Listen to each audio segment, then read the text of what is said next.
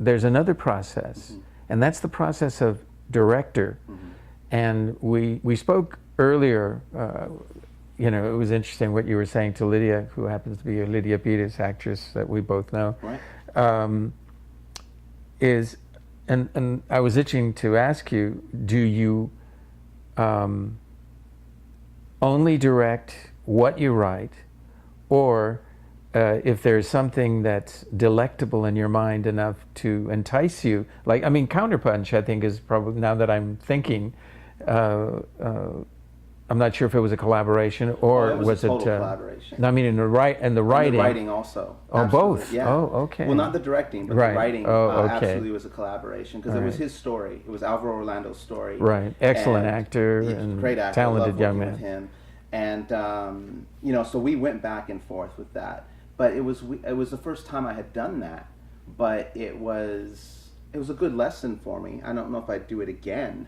You mean in doing material that's not yours, or in collaboration with somebody else? Somebody. Okay. You know, okay. I think as you're trying to capture somebody's direct, especially working with an actor, Right. you know, because their mindset is different than my thing. When he first, to give you an example, when he first came to me with that idea, and he said to me, I want to do a film. I've been a 15-year-old Golden Gloves boxer. I want to do a film about this, that, and the other. And I said, look, every actor wants to play a boxer out. I go, if this is a vanity project, I'm not real interested in that. Just as to show how cool you are as a boxer and the struggle and all that. I mean, a boxing film in itself is just rife with cliches that you have to avoid. Right. I go, so why do you want to even do this film? What's it about? And he's like, what's a Valentine to my grandmother? I said, that's where we start.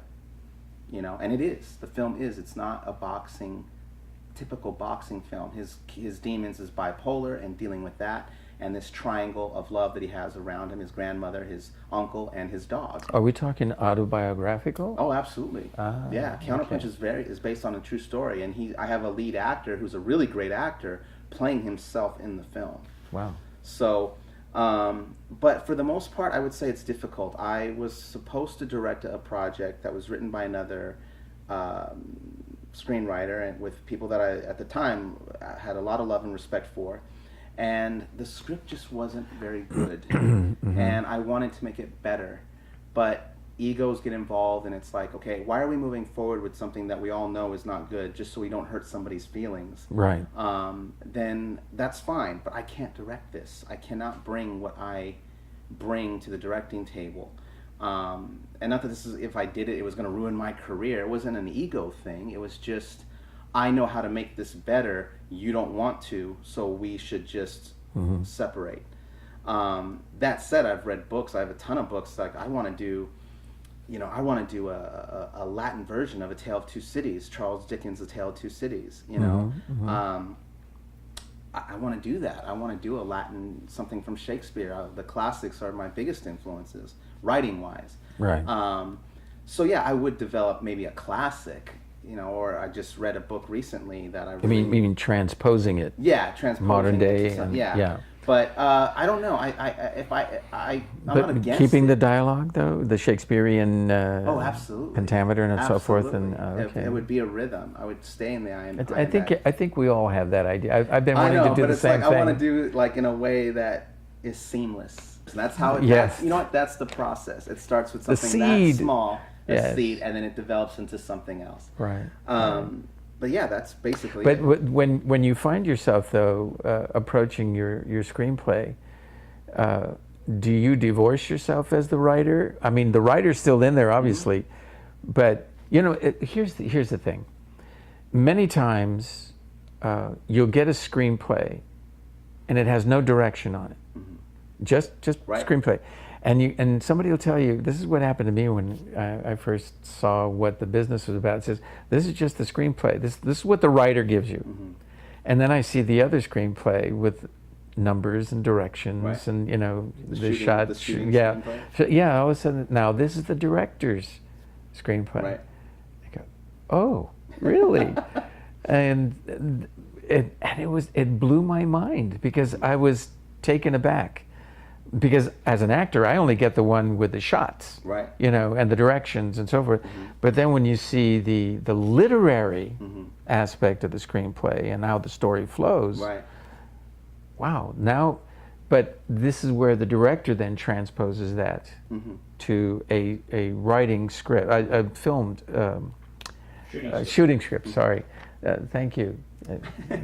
We have. I have to say now that we have Jose Luis Sedano, producer, writer, director, and all-around videographer himself. And Catman. And Catman. Well, I've got 7. How many do you have? Oh, wow. 17. Oh, jeez, he's got 17 cats. Anyway, thank you, Jose Luis. But you know, that's a dilemma. How, when you choose that, now you're taking your screenplay and now you're visualizing it, or do you do it from the beginning? You see, because you're already shooting it as you write it. I don't know. How does that work? Are you talking about, though, with Marigold, or are you talking about I'm talking about all my scripts? Yeah, scripted. No, the part of the fun for me as a director, because I'm not that director that says, okay, everything has to be like this and this. I'm not that compartmentalized. Yeah, exactly. I write the story, I write the characters. And if the writing is strong enough, then the actor falls into that flow of that character. Right. And if I cast it right, then I don't have to worry about a misinterpretation of what I've written. But, and this is where I get called an actor's director, I'm excited to what they're bringing in that isn't on the page. That doesn't mean they're going to improvise or be off story or be off script or be out of character. It just means now I'm bringing another human being into my process who has their own life experiences, their own stories, and how are they going to bring that into what I've written. And I think that's why I have a respect for actors, because they have to take something that is foreign and meld with who they are into that and make it authentic for the audience. And that's exciting for me as a director to watch. It's why I like working with actors. And so yeah, it does become, I'm not the writer anymore. When I start to direct, I'm now the storyteller, and all these other elements, the lights and the camera and the actors, are going to start to feed that script. But the script is a blueprint. The script is just a blueprint. Oh, okay. So you're malleable in the sense that if an actor comes up with a different set of dialogue, that you as the director will make that choice and say, you know, I like what you came up with. Let's use that as opposed to what you wrote. Sometimes, yeah. If it's within character, if it's laziness, I just can't, get the line. Yeah, well, yeah. I've seen that too. Yes. But there have been times where like someone just hasn't been comfortable. Like I write a very staccato type dialogue, and my dialogue scenes are very long, and I shoot them very theatrical in the sense that I'll shoot the master, and we won't the entire 6 or 9 pages, you know, and the actors got to get, you know, it's a tough job for them to do, and I'll just have them keep going, because I know they'll, even in the frustration, even if they lose the line, throw it, you know, I can cut it however I want. Right, exactly. But for the actor to understand the flow of this scene, I have to run the entire scene. So you're doing a master. Yes. Yeah. And so, and it may not be a perfect master because we are on a time schedule. So do you, well, getting back to the directing aspects of it then, now we're getting technical. Do you use more than one camera when you're doing your master to cut time? When I can, yes. Oh, okay. When I can, yes. But it usually, it just depends, But I would say it doesn't, I'm excited to see what the actor brings to it, which is why I'm involved in the casting process from day one. I don't even hire a casting director. You know, I had a casting director reach out to me, say, you really should hire a casting director for your movies. I said, well, how many features have you casted? Oh, I've casted 3 features. I go, well, I've casted 7. I go, all on my own. I go, so I'm not trying to be a punk about it, but my attitude is, what are you bringing me? Right. You know what I mean? Right. And right. And then I say, you know, well, let me see these films that you've casted. And I say, now, wait a minute. You just said, I'm not going to be a punk about it, but you started off this whole interview by saying, I'm just a punk. Well, there's what I Come am, on, so now what is it? Not to be. Okay, all right. But here's something else that you were saying, and I'm getting old, so I'm trying to keep up with you and keep in my mind what you've already said. Oh, you mentioned the fact that you are considered, or people have said that you're an actor's director. To me, being an actor, and I hate it when a director tells me how to do the scene, or says the dialogue for me. Wow. And believe me, it's out there. And I know for them, it's let's get going, do it this way, and shut up. But there's no discovery in that. There's no fun in that. Well, exactly. But here's where I'm getting at. Because you're pressured as an independent film, low budget, how do you help the actor get where he has to go, he or she, in terms of the scene itself? Because there are bumps down the road of not understanding, or especially when you have a situation where they're trying to understand a plot point and bouncing it off the other actor. It's all communication and being a master communicator. If you're going to work, if you want authenticity from your actors and you're going to work that fast, it's a couple of things. It's working in a way where there is no lag time, because the less the actor has to think, the more reactive they're going to be. And acting is reacting. That's a big very good cliche. Yes, absolutely. So if we're like boom, boom, boom, and I'm like this, but I have to be clear, and I can have a clear vision up here, but that means nothing if I can't communicate how clear what I want in my, you know what I'm saying? Exactly. And everyone says, well, where do you get that? How do you learn that? I said, well, I've been with the same woman for 22 years. If I don't know how to communicate by now, then I'm never going to know. Or I get how does the director do it with 1,000 questions being asked? I said, I have 2 kids, and I get asked 1,000 questions a day, and I don't have all the answers for them, but I do have all the answers on set. Now, they may not be all the right answers, but I will always have an answer. Well, and then that begs the question again. I keep going back in terms of process. You start with a reading. You've already done your casting. You already have your cast. Now you start with a cold reading with the actors. And do you get it on its feet maybe the next day? Do you do a rehearsal? Do you? Well, I have to back you up a little bit. Where it starts for me is in the casting. Because my process is very different. I try to weed out the great auditioners with the great actors, because they're not one and the same. There are people that come in and they give a great audition and they book and they work. All those people that you see and you go, how are they working so much? They're great auditioners. But it doesn't necessarily mean they're really good actors. They're good or great in that moment, space, and time. And so my process takes all that away. And I can see, because I've had really good actors come in and give a crappy audition, but there was something there, and I said, call them back. And we call them back, and they have more confidence because they knew they did a bad audition.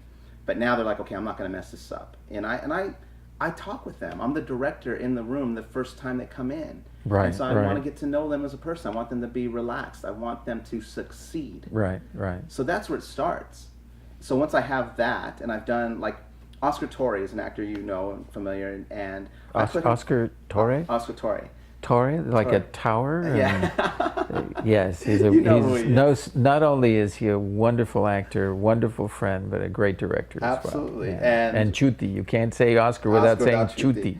And he had auditioned for me, and I put him through my process, and I knew his work, but he plays a heavy a lot, and the character that he was being cast in Counterpunch was a vulnerable character, a broken character, and he wanted it. And he came in and he auditioned. My callbacks are like 4 hours long of partnering with actors and relationships. And he said to me, he's like, you know what? He's like, I felt good about it. I said, what? He's like, if I didn't get the part, I felt like you gave me the opportunity to at least show my best stuff. I didn't walk out of the audition going, man, I could have done that better, or I wish they would have done this with me or that with me. He's like, you totally vetted me, and I felt great coming out of the audition. And that is something. It becomes an acting workshop. So that's where it starts. Then the reading, and then individual meetings. First the casting, which you see a lot of directors don't do that. They'll allow the casting director to weed out. And that's something it's one of those things I've been told, well, that's not how the industry does it.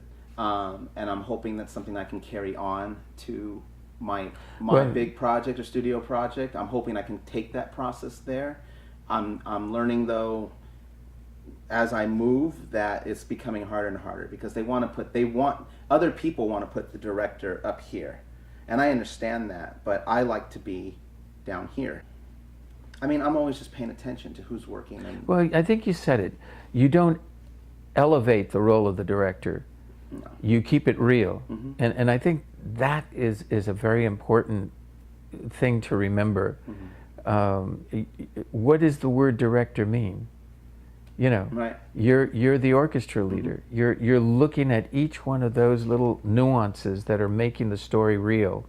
And I think that's seeing what you're doing. You're taking your job seriously, and going directly from casting to the reading. But when it comes to the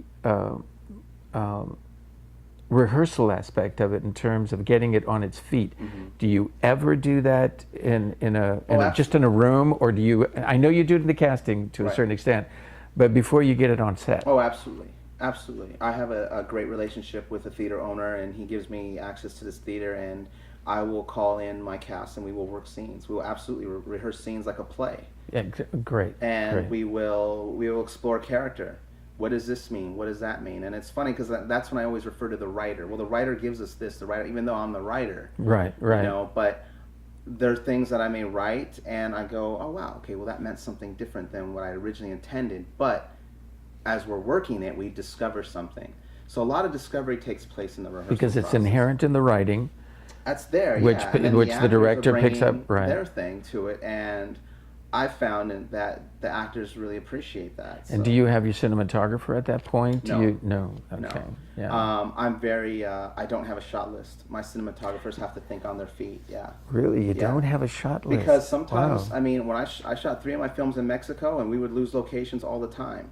And I'm right. like, well, that'll do it. yeah, I'm just like, whoa, that would just take the shot list. If I have it already set in my head, Right.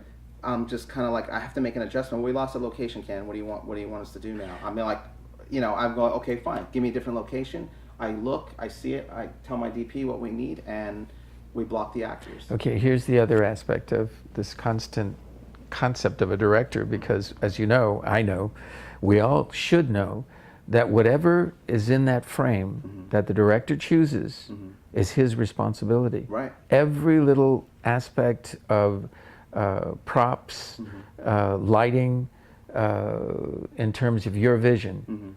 Now, in your role of self-taught, have you taken the time to know what the different lenses are, the sizes, Absolutely. the normal lenses, and so forth? Absolutely. So I you know a what? 35 and a 50 and a 75 and an 85 and an 18. Absolutely. And I learned that on set. Because You the know, DP loves it. that was when the I first say- thing I did. When I'm framing the shot with my iPod, Yes, my iPad, exactly. my Artemis viewfinder, and I say, yeah, Mike, I want the 18, or Scott, I want the 35 on this. Okay. And they're able to do that. And then I see it and I go, you know what, let's go with the 50 instead. Okay, fine. Yeah, absolutely. We see that's what's lacking today. Really? Oh, you get on set. I don't know. A director, most directors just hand it over to the DP. This is the scene, and boom, let's go. I take joy. I mean, some DPs don't like that. I worked with one DP who didn't want me giving a composition shot. You know, he's like, your job is to handle the actors. And I said, wait a minute. I go, Wow, that's interesting. Yeah, it was very interesting. But this was I would call an industry DP.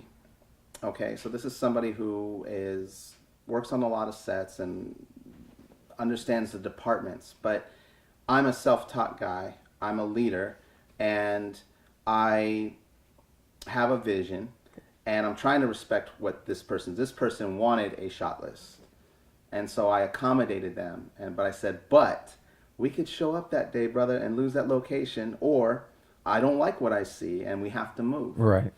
You know, so you have to be able to think on your feet.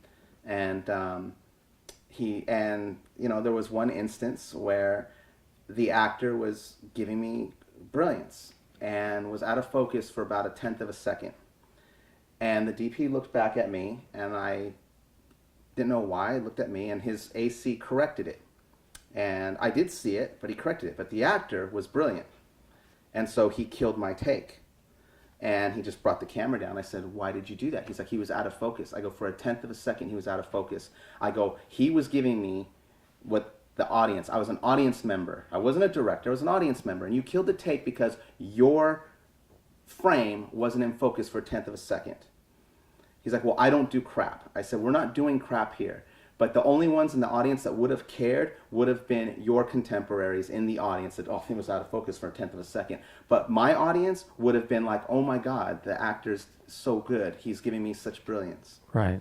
But the rule is always the director yells cut. Oh yeah, but there has to be a mutual respect there. Yeah. I think I earned his respect throughout the process. Right. But we spoke two different languages. Well, then it boils down also to composition, as you were saying earlier. I think that once a director understands all the different responsibilities that they have, and take them to heart, I think that's when they become directors and telling a story.